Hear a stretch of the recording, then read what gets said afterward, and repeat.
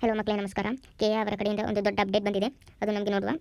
Google Chrome ವೆಬ್ಸೈಟಿಗೆ ಹೋಗಿ K A ಎಂದು ಟೈಪ್ ಮಾಡಿದ ನಂತರ ನಿಮಗೆ ಕೆ ಇ ಎ ಸರ್ಚ್ ಮಾಡಿದ ನಂತರ ನಿಮಗೆ ಕೆಳಗಡೆ UGCET 2024 ಅಂತ ಕಾಣುತ್ತೆ.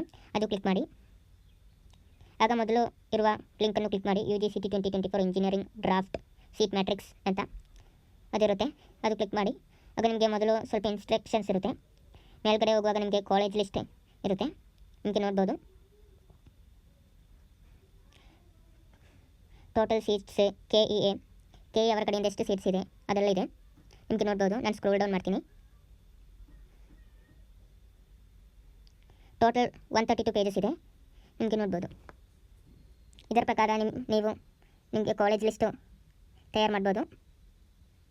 ನೋಡಿ, ಇದು ನಿಮಗೆ ಹೆಲ್ಪ್ಫುಲ್ ಆಗುತ್ತೆ. ನೋಡಿ,